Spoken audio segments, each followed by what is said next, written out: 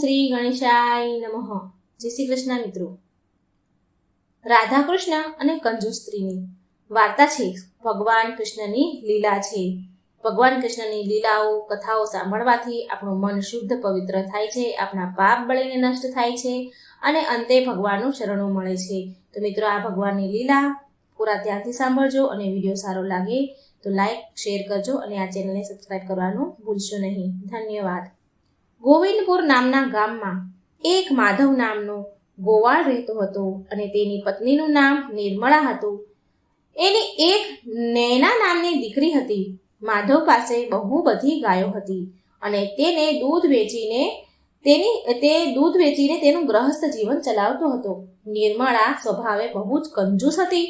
એકવાર નિર્મળાએ બહુ બધું માખણ ભેગું નીકાળ્યું અને નૈનાને તેની દીકરીને બોલાવી અને કહ્યું કે નિર્મળા બોલી કે નૈના, મેં આ માટલીમાં માખણ મૂક્યું છે. તારા પિતા જે ઘરોમાં દૂધ વેચે છે એ ઘરોમાં જઈને આ માખણ વેચીને આવ. આ માખણ વેચજે અને આ માખણના પૈસા લેવાનું ન ભૂલતી. મફતમાં કોઈને ફોગટમાં માખણ આપતી નહીં. પછી નૈના માથા ઉપર માખણ માટલી મૂકીને ગામ તરફ ચાલી નીકળી અને ઘરે ઘરે જઈને અવાજ આપવા લાગી કે માખણ લઈ લો, તાજું, બિલકુલ તાજું સ્વાદિષ્ટ માખણ છે. ઘરે ઘરે જઈને માખણ વેચવા લાગી. તો એક સ્ત્રી ઘરની બહાર આવી અને બોલી કે અરે બેટા, કેટલાનું માખણ છે? તો એ નૈના કહે છે, ભાભી, 100 રૂપિયાનું 1 કિલો. તો તે સ્ત્રી બોલી, તાજું છે ને માખણ? નૈના કહે છે, હા ભાભી, બિલકુલ તાજું માખણ છે. નૈના કહે છે, હા, એકદમ તાજું છે. એટલે તે સ્ત્રી બોલી કે સારું, મને 1 કિલો માખણ આપી દે. આમ ગામવાળાએ બધાએ માખણ ખરીદી લીધું. ગામવાળા બધાને માખણ બહુ જ મીઠું સારું લાગ્યું અને સૂરજ ઢળતા ઢળતા બધું જ માખણ વેચાઈ ગયું નૈનાનું અને બહુ બધા પૈસા મળ્યા. નૈનાએ એ બધા પૈસા ઘરે આવીને તેની માતાને આપી દીધા. તો નિર્મળા ખુશ થઈ ગઈ અને બોલી કે અરે વાહ, આ તો બહુ સારું થયું. હવે તું રોજ આવી રીતે માખણ હું બનાવીશ અને તું રોજ નૈના વેચવા જજે. નિર્મલાએ બીજા દિવસે ફરી માખણ બનાવ્યું અને નૈનાને વેચવા માટે આવ્યું. નૈના આ વખતે બીજા દિવસે બીજા રસ્તેથી માખણ વેચવા માટે જાય છે. ત્યાં રસ્તામાં તેને રાધા કૃષ્ણનું મંદિર દેખાયું અને ત્યાં માટલું સીડીમાં મૂકી અને મંદિરની અંદર નૈના ગઈ. નૈના ત્યાં મંદિરમાં પૂજારીજી ગઈ તો પૂજારીજી બાળકૃષ્ણની કથા સંભળાવી રહ્યા હતા અને નૈના ત્યાં બેસી ગઈ. પૂજારીજી બોલી રહ્યા હતા કે માતા યશોદા રોજ બાળ શ્રી કૃષ્ણ માટે માખણ બનાવતા હતા, છતાં પણ બાળ ગોપાલ શ્રી કૃષ્ણ બીજી ગોપીઓના ઘરે જઈને માખણ ચોરી કરીને ખાતા હતા. નૈના આ કથા સાંભળી રહી હતી. તેને આ કથા બહુ ગમી. તો એના મનમાં જિજ્ઞાસા ઊભી થઈ. એને ઈચ્છા થઈ અને બોલી કે પંડિતજી, શું કૃષ્ણ ભગવાને આજે પણ માખણનો ભોગ લગાવવામાં આવે છે ભગવાનને?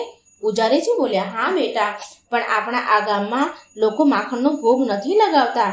આ સાંભળી નૈના માખણ લઈને એની માટલીમાંથી માખણ લઈને પૂજારીજીને માખણનો ભોગ લગાવવાનું કહે છે. તો નૈના બોલી કે પૂજારીજી, તમે ચિંતા ન કરો, હું રોજ હવે માખણ લઈને આવીશ. હવે નૈનાનું આ રોજનું કામ થઈ ગયું. એ ગામમાં માખણ વેચવા જતી. પહેલા રોજ શ્રી કૃષ્ણને માખણનો ભોગ ધરાવે, ત્યાર પછી બચેલું માખણ એ વેચવા જતી. એટલે વેચવા માટે ઓછું માખણ વધતું હતું, માટે પૈસા પણ ઓછા મળતા હતા. તો એક દિવસ નિર્મલાને શક થયો. તો એણે પૂછ્યું, નૈના, તું આજકાલ પૂરા પૈસા લાવતી નથી અને માખણ તો બધું જ વેચી નાખે છે. ક્યાંક તું પૈસા તો વાપરી નાખતી નથી ને? નૈનાને એની માના સ્વભાવની ખબર હતી કે કંજૂસ છે, મને બોલશે. તો મનમાં ને મનમાં નૈના વિચારે છે કે ક્યાંક માને જો ખબર પડશે કે હું રોજ રાધા કૃષ્ણના મંદિરમાં જઈને ભગવાનને માખણનો ભોગ ધરાવું છું તો એ બહુ જ મને બોલશે, બહુ ખીજાશે, મને બહુ મારા પર ક્રોધ કરશે, મારા પર બહુ ખીજાશે અને પછી એ મને માખણ વેચવા જવા પણ નહીં દે. અરે, હવે શું કરું? તો એને ખોટું બોલવાનું વધારે સારું લાગ્યું. એને નક્કી કર્યું ખોટું બોલવાનું અને નૈના બોલી, માં, મારી વાતનો વિશ્વાસ કર, હું 1 પણ રૂપિયાનો ખર્ચ નથી કરતી. ગાયનું દૂધ એટલું ઘાટું નથી હોતું, સારું નથી હોતું કે એ માટે માખણ એટલું સારું નહીં બનતું હોય, નહીં વધારે બનતું હોય, માટે એટલા પૈસા નથી મળતા. માં, ગાયને ખાવાનું સરખું આપો તો જ માખણ સારું નીકળશે. આમ ને આમ પછી થોડા દિવસ વીતી ગયા. એક દિવસ માધવની નૈનાના પિતાની તબિયત અચાનક ખરાબ થઈ ગઈ. એ દૂધ વેચવા ના જઈ શક્યો તે દિવસે. તો નિર્મળા બોલી કે સાંભળો છો તમે, આજે તો તમે બીમાર છો તો દૂધ વેચવા નહીં જઈ શકો, તો હું વિચારું છું કે હું જઈને દૂધ વેચીને આવું. તો માધવ બોલ્યો, હા નિર્મળા, આજે હું નહીં જઈ શકું, તું જઈને દૂધ વેચીને આવ. પછી નિર્મળા વાસણના પાત્રમાં બરણીમાં દૂધ ભરીને વેચવા જાય છે અને કહે છે, નૈના તું પણ મારી સાથે ચાલ, તું માખણ વેચજે, હું દૂધ વેચીશ. પછી મા દીકરી બંને ઘરેથી નીકળી ગઈ. રસ્તામાં તેમને મંદિર મળ્યું તો નૈના ઊભી રહી ગઈ. તો તેની મા બોલી, અરે નૈના, અહીં કેમ ઊભી રહી ગઈ છો? આગળ ચાલ, તારા પિતા બીમાર છે, જલ્દી જલ્દી દૂધ અને માખણ વેચીને ઘરે જવાનું છે. નૈના એના માથી ડરતી હતી એટલે શ્રી કૃષ્ણના મંદિરમાં માખણનો ભોગ લગાવ્યા વિના જ તે ત્યાંથી મંદિર પાસેથી આગળ વધી ગઈ. એ બંને જલ્દી જલ્દી કામ પૂરું કરીને પાછી ઘરે આવી. ઘણા દિવસો સુધી આવું જ ચાલતું રહ્યું. જ્યાં સુધી માધવ બીમાર હતો ત્યાં સુધી આમ જ ચાલ્યું. પછી થોડા દિવસમાં માધવની તો તબિયત સારી થઈ ગઈ. એક દિવસ નિર્મળા તેના કમાયેલા પૈસા બેઠી બેઠી ઘરમાં ગણતી હતી. તો એટલામાં તેના ઘરે એક સુંદર નાની એવી છોકરી આવી. તો નિર્મળા બોલી, અરે તું કોણ છે અને અહીં કેમ આવી છો? તો એ છોકરી બોલી કે મારું નામ રાધા છે, મારો મિત્ર બહાર ઊભો છે, એનું નામ ગોપાલ છે. તમારી છોકરી રોજ અમને માખણ ખવડાવવા આવતી હતી, થોડા દિવસોથી એ નથી આવી, શું કારણ છે? કેમ નથી આવતી? નિર્મળાને આ સાંભળીને આશ્ચર્ય થયું. તેણે બહાર 10 થી 12 વર્ષના છોકરાને ઊભા રહેતા જોયે. સુંદર છોકરો હતો. નિર્મળા બોલી, બાળકો, મારી દીકરી અત્યારે ઘરમાં નથી, પણ તમે લોકો એની પાસેથી ક્યાંથી માખણ લઈ રહ્યા છો? બહાર ઊભેલો બાળક બોલ્યો, અમે લોકો તો મંદિરમાં રહીએ છીએ, તમારી છોકરી રોજ અમને માખણ આપીને જાય છે. નિર્મલા બોલી, તો તમે લોકોએ માખણના પૈસા તો આપી દીધા હશે ને? તો રાધા બોલી, નહીં માજી, તમારી દીકરી અમને પ્રેમથી માખણ ખવડાવતી હતી અને થોડા દિવસથી અમે તેને જોઈ નથી, માટે અમે એનો હાલચાલ પૂછવા માટે આવ્યા છીએ. તે ઠીક તો છે ને? નિર્મળાને બધું જ સમજાઈ ગયું કે આ જ કારણથી એના માખણના ઓછા પૈસા લાવતી હતી, મફતમાં માખણ વેચતી હતી. તો નિર્મળાને તે રાધા અને ગોપાલ ઉપર બહુ ક્રોધ આવ્યો, બહુ ગુસ્સો આવ્યો. તેને તો બરાબર ખખડાવ્યા અને કહે છે, ખીજાતા કહે છે કે તમે લોકોએ મારી દીકરીને મૂર્ખ બનાવીને તેની પાસેથી ફોગટમાં માખણ લીધું છે, મફતમાં માખણ ખાતા હતા. હવે આવું નહીં થાય.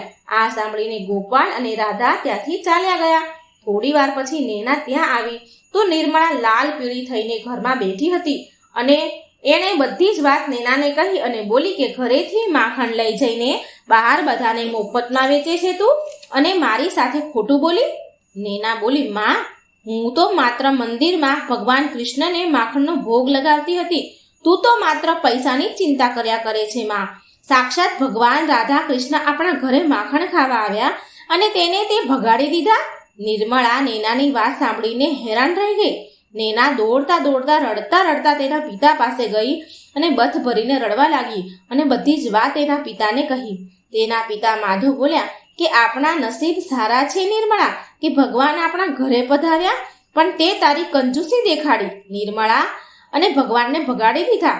ત્યાર પછી નિર્મળાને બહુ પછતાવો થયો અને માખણ લઈને નિર્મળા નૈના માધવ મંદિરમાં ગયા શ્રી કૃષ્ણ પાસે અને માખણનો ભોગ લગાવ્યો.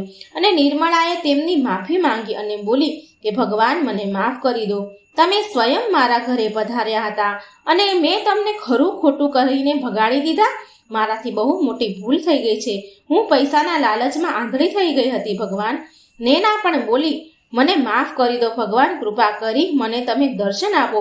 ત્યારે અચાનક મૂર્તિમાંથી પ્રકાશ નીકળ્યો અને એમને રાધા કૃષ્ણની છબી સામે દેખાણી. એ બંને બાળકો જે ઘરે આવ્યા હતા એ રૂપમાં દેખાયા. રાધા અને ગોપાલની છબી દેખાઈ અને હવેથી નિર્મળાએ માખણ વેચવાનું બંધ કરી દીધું અને એ માખણને રોજ ભોગ લગાવતી ભગવાન કૃષ્ણને અને બાકી વધેલું માખણ ગરીબોને, ભૂખ્યાઓને વેચી દેતી હતી. નિર્મળાનો સ્વભાવ પણ હવે બદલી ગયો હતો. તેને કંજૂસી છોડી દીધી. તે ગરીબો અને જરૂરિયાતમંદની મદદ કરવા લાગી. તો મિત્રો, આ હતી ભગવાન કૃષ્ણની લીલા. ભગવાનને પ્રેમથી ધરાવેલો ભોગ ભગવાન અવશ્ય સ્વીકાર કરે છે. તો મિત્રો, જો તમને આ વાર્તા સારી લાગે તો વિડીયો લાઈક કરજો, શેર કરજો અને આ ચેનલને સબસ્ક્રાઈબ કરવાનું ભૂલશો નહીં. જય શ્રી કૃષ્ણ. રાધે રાધે. Thank you.